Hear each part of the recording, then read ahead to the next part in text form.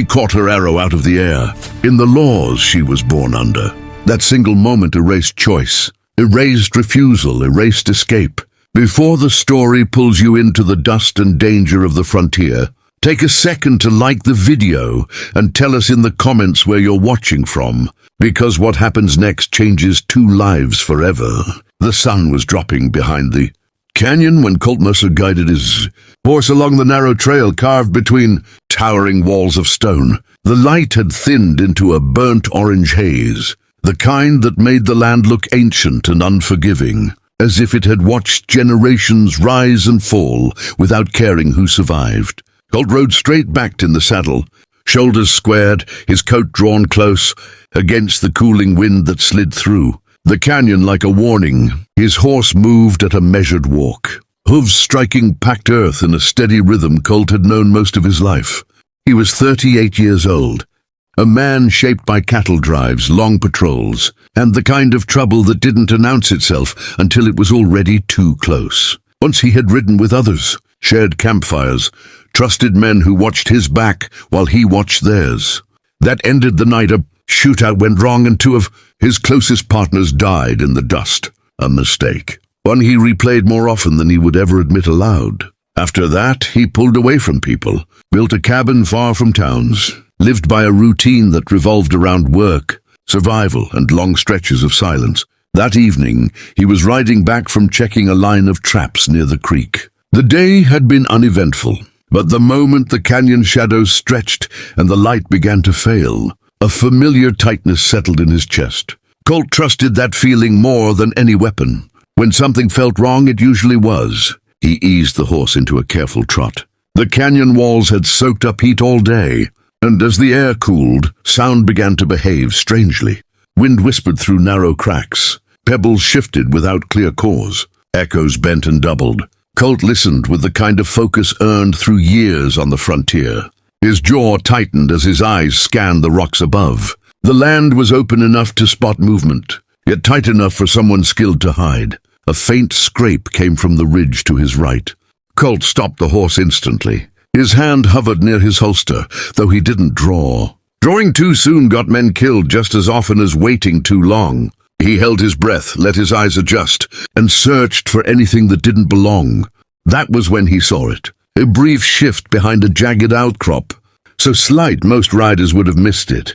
Colt stayed still, didn't speak, didn't move. He waited with the same patience he used when watching a wounded animal decide whether to bolt or attack. A bowstring twitched, an arrow flashed downward. Colt reacted before his mind caught up with the danger. His hand snapped up, palm open, fingers closing around the shaft midair with a sharp sting that burned between his thumb and forefinger. The horse startled beneath him, but he steadied it with a firm pull on the reins. The arrow was light but solid in his grip, feathers brushing his knuckles as his pulse thumped once, heavy and controlled. His breathing stayed even, but tension coiled hard along his back. That wasn't a warning shot. Whoever fired had meant to strike him. A woman rose from the rocks above. She stood with her body angled defensively, half leaning against the stone, as if her legs might give out if she didn't brace herself. Colt saw the strain in her arms, the tremor in her hands. Long black hair clung to her face, damp with sweat. Her deerskin dress hung torn and travel-worn, clinging to her frame in places rubbed raw by days of hard movement. Dark bruises marked her upper arm. She was exhausted, so deeply worn down she struggled to keep her bow lifted. Her eyes locked onto the arrow in Colt's hand, widening not with anger, but with shock that slid quickly into dread. Something deeper than fear of a failed attack settled into her expression. Nia had been raised inside Apache traditions that carried rules older than memory. One of them lived in this exact moment. Colt didn't know the law yet, but she did, and the knowledge hit her like a blow. Her knees weakened. She caught herself with a rough breath. Colt kept his voice low and steady. "I don't mean harm." She didn't answer. Her thoughts raced behind her eyes, measuring distance, weighing whether another shot would matter.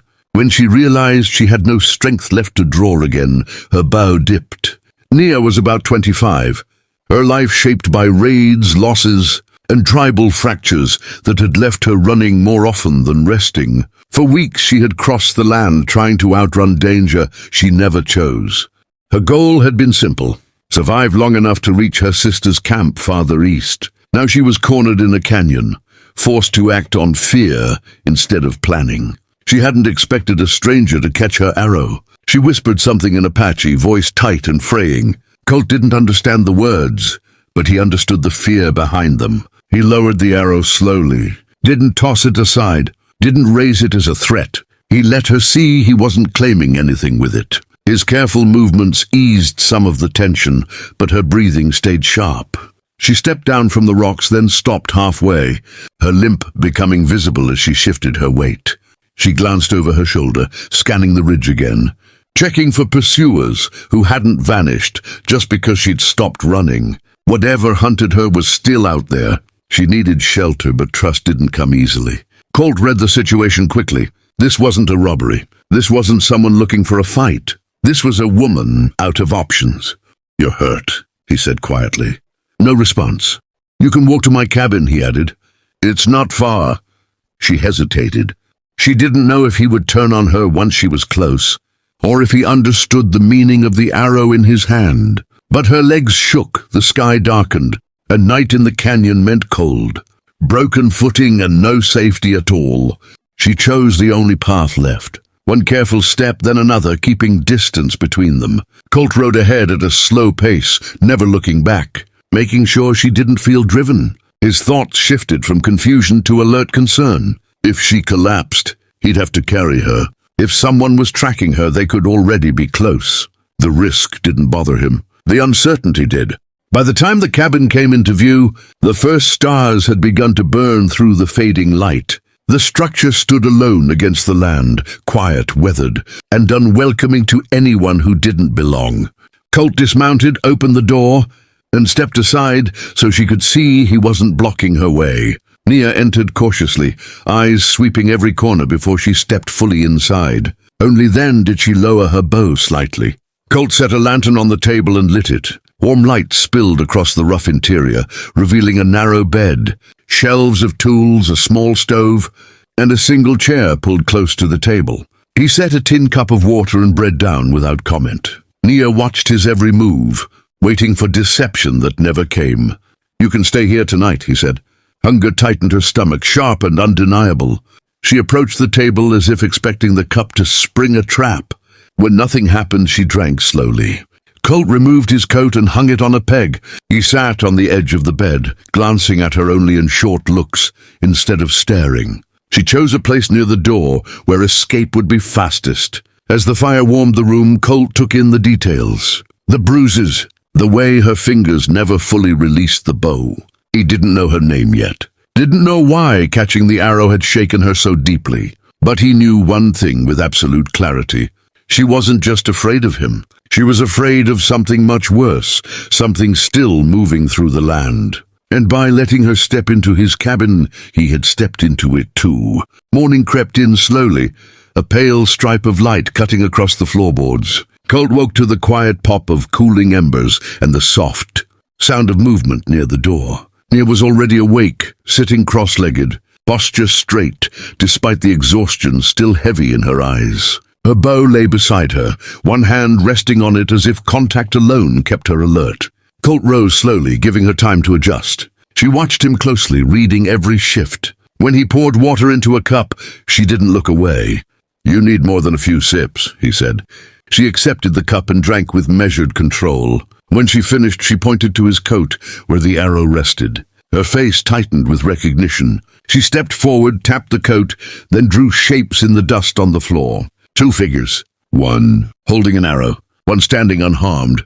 Then she pointed to herself, to him, and lowered her gaze. "What does that mean?" Colt asked. She pressed her fingers together in a binding gesture, then shook her head, touching her chest with clear reluctance. She wasn't choosing it. It had been decided the moment he caught the arrow. Colt exhaled slowly and wiped the drawing away. "I'm not claiming you," he said. "You're not bound to me." Confusion flickered across her face. Kindness clashed hard with the rules she'd been raised under. She revealed a dark bruise along her ribs, trusting him enough to show the injury. Colt pointed to the chair. He prepared food without pressing her for answers. As she ate, her body stiffened, eyes snapping to the window. Outside, fresh tracks cut through the morning dust. 2 riders, close. Colt felt the old warning settle in his gut. He didn't show it, but Nia saw anyway. She spoke a single word in her language, fear threaded through it. When Colt said he would handle it, she froze, stunned by his certainty. For the first time, she looked at him without searching for an exit. Something shifted in the quiet cabin. Not safety, not trust. Something smaller. A beginning. The riders came at dusk, just as the land began to cool and the light thinned into long, stretched shadows. Colt saw them first from the ridge, silhouettes moving with purpose, not lost, not wandering. They rode like men who believed the ground already belonged to them. He didn't reach for his rifle right away. He waited, measured distance, wind, angles, the same way he always had. Inside the cabin, Nia felt it before she heard it. The tension returned to her shoulders, old and familiar. She stood near the door, bow in hand, though her leg protested. Colt met her eyes once. Just once, that was enough. When the riders stopped short of the cabin, dust settling around their horses, one of them called out in Apache. The words were sharp, demanding. Nia understood every syllable. They knew about the arrow, about Colt, about the law that said a man who caught her arrow now carried responsibility for her life.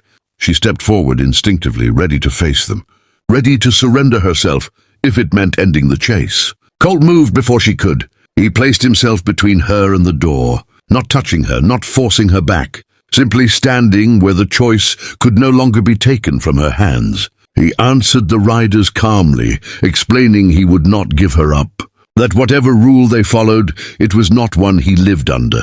The lead rider dismounted, anger flashing, honor bruised by refusal. He spoke of consequences, of blood debts and shame. Colt listened without interruption. When the man finished, Colt said only this: "She's here because she was hunted, not because she was claimed. If you want her, you'll have to go through me." Silence followed, heavy and dangerous. Nia's breath caught. She had never seen a man stand in that place without demanding something in return. The riders measured Colt, his stillness, the certainty in his stance, the land itself standing quiet behind him, like it had chosen a side. Finally, the lead rider spoke again, slower now. He said the law existed to protect, not to cage. He said honor was not proven by forcing fear to kneel. With visible reluctance, he signaled the others. They mounted and turned away, their departure leaving nothing but tracks and dust behind. The canyon exhaled. That night the fire burned low. Nia sat across from Colt, the arrow between them on the table. Slowly, deliberately, she broke it in 2. The sound was soft, final. She met his eyes. "I choose," she said. The words were simple, but they carried the weight of everything she had survived. Colt nodded, understanding more than she said. When morning came, she did not leave, and Colt did not ask her to. The land outside remained harsh, uncertain and dangerous. But inside the cabin, something steady had taken root. Not a vow forced by tradition, not a bond born of fear, just 2 people who had stood their ground when it mattered, and found that sometimes the truest law is the one you choose to live by.